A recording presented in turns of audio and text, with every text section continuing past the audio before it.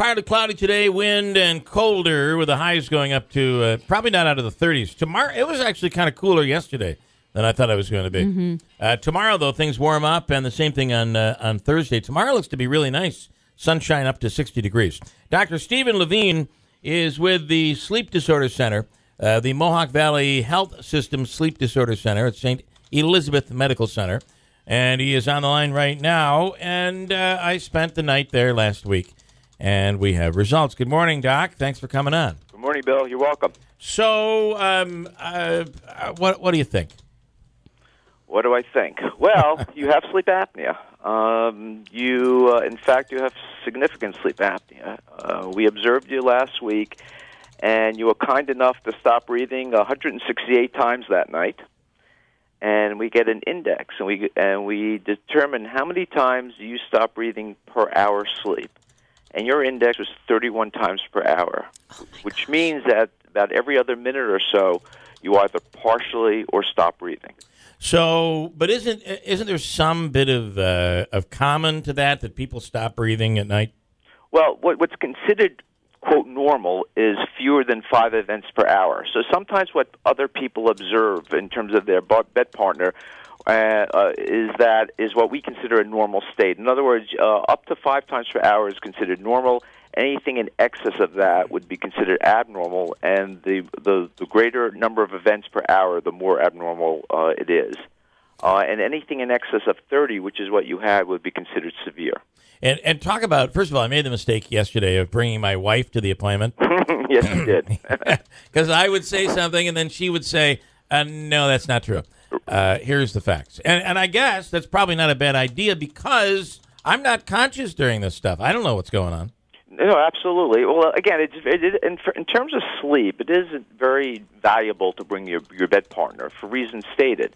The question is, what is sleep? Have you ever thought about actually what it is? It's a very, very, very interesting state. Basically a reversible behavioral state of perceptual disengagement, meaning that you're essentially unresponsive to the environment. Yeah, which is what you're describing. But from appearances, it appears to be a very placid, very calm state. But the point of fact is, it's a very, very active state. Yeah.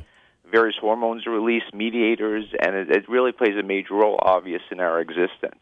So we described and I've always described it as night terrors, and you say that's we're not sure that's what it is, and you don't believe that's what it is, right? Well, no, I'm not saying that. I mean, night terrors. See, what we're looking for with you is various things. One, we were looking to see if you demonstrated any form of sleep disorder breathing, which you did, and severe. The other thing we were looking at was to see if you demonstrated any form of what's called a parasomnia. And a parasomnia is a complex behavior that one performs either during sleep or around sleep that is peculiar to that state.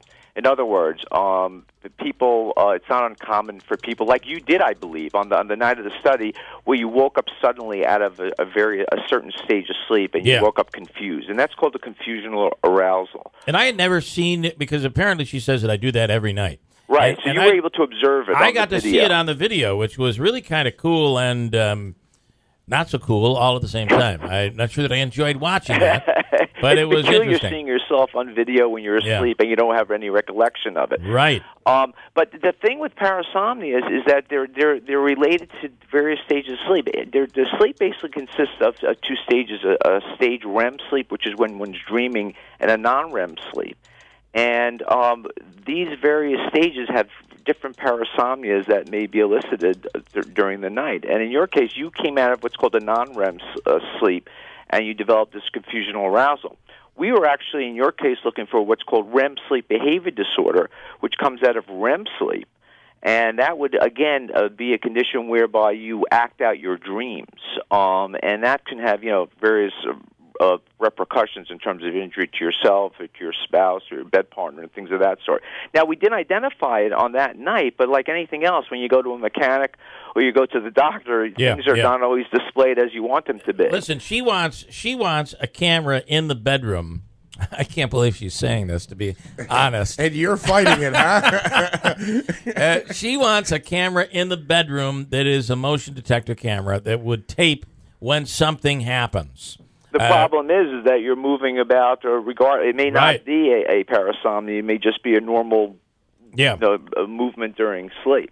Well, let's talk, if we could, too, about the how long. So when you say I stop breathing, how long? I mean, do people stop breathing just like for a few seconds, or does it go on longer? In this case, there were some episodes that were pretty long. I'm not sure I would have been comfortable with that if I was awake. Correct. I mean, by definition, a respiratory and obstructive breathing event is 10 seconds in duration or greater. So if we say you stop breathing, by definition, it has to be in excess of 10 seconds. You actually had some prolonged events in excess of 30, 40 seconds, in fact. Yeah, where I didn't breathe for 40 seconds. How is that even possible? And you can see it on the right on the screen. You can hear it too. You can hear it. You'll hear your snoring. You'll hear silence.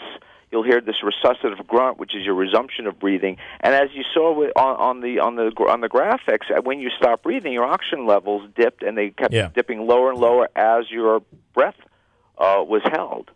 Which, by the way, I have a hard time doing 40 seconds underwater. I'm not sure how I pulled that off. I was going to say, you probably couldn't hold your breath for that long. And that leads me to, in terms of talking to you about, and just not you, in general, about alcohol, in terms of how it affects sleep. Well, and I'm glad that my wife got into that yesterday during the meeting. That was good. Well, there are certain behaviors that will further exacerbate sleep apnea, and in fact, the initial treatment for sleep apnea is really an effort to teach people to have some lifestyle modifications. Namely, trying to lose weight. Weight plays a big role in sleep apnea. Not smoking, cessation of smoking plays a big role in sleep apnea, and not smoking, of course, has benefits in other parameters of health as well. Alcohol plays a very, very prominent role in terms of sleep, snoring, and sleep apnea. And what it does is it has a negative impact in the sense that it raises one's arousal threshold. So in other words, if you notice when you were sleeping, you stop breathing for a period of time, and then fortunately, after a certain period of time, your brain sensed that you were not breathing, and it aroused itself. Well, what alcohol does is it raises that arousal threshold. So if your brain, under normal circumstances, decided it would arouse itself after 30 seconds, in the setting of alcohol, it may take 45 or 60 seconds. Right. So that arousal threshold raises, and therefore the duration of the apneic event increases. So it makes it even more dangerous? Yes. Yeah. And secondly, alcohol further relaxes an already floppy airway. Right. So it has a negative impact on two levels. So I have no objection to one drinking alcohol, but what you just have to realize is that the greater quantity and the closer to sleep you drink it, the greater negative impact it will have on various sleep parameters. So that whole concept of a nightcap might not be all that positive for somebody that has sleep apnea. And a lot of people, by the way, have it. Right. Well, the nightcap is basically utilizes to help people fall asleep. That's what it's generally, most people will present taking that nightcap to help with that. However, what people don't recognize, even in the absence of sleep apnea, is that, yes, it will knock you out, but as the alcohol is metabolized, it actually has a very negative impact on your sleep physiology and your quality of sleep in general. Okay, so the next step for me is I'm going to have to get some sort of try out one of these devices. Right. And so I have to come back in. And you also had suggested this, and my wife and I were talking about it on the way home. It would be interesting, and I'm not sure that I'm willing to give up another night, but it would be interesting if I were to come in and have 2 nightcaps and then sleep and notice the difference in the effects of the sleep apnea after 2 nightcaps just before bed. Absolutely. Versus we no can alcohol. show you the that would be kind of interesting. Pre and post effects of alcohol. Yeah. We can show you that demonstrated in text, but if you're interested, we can certainly display it on you as well. But in terms of treatment, again, the first treatment of choice, as we said, are just lifestyle modifications: weight loss, alcohol abstinence, tobacco cessation, things of that sort. Yeah. And for people with severe sleep apnea, as in your case, the treatment of choice would be wearing this device known as CPAP. Yeah. And CPAP It's an acronym for continuous positive airway pressure. And what it simply does, it's a silly-looking device, and it's in some ways unflattering, but it's extraordinarily effective. And what it simply does is it blows air through your nose or your mouth, and it blows air into the back of your throat. And what it does, it splints the airways open, so it prevents it from collapsing. And it has two major impacts. One is that it silences you. So most bed partners end up loving me for eliminating the snoring of the patient to sleep. So it has a huge positive impact on the bed partner. But more importantly, it has a huge impact on the patient because, again, it splints the airways and it eliminates all the potential negative sequelae of untreated sleep apnea. All right, it's going to be interesting to see what happens here, and the next step we'll play it on the air as well. Just a couple of quick. Does posture have anything to do with snoring? Yeah, body position plays a role as well, yes. Sleep apnea and snoring tend to be worse when one is supine, meaning when one is their back.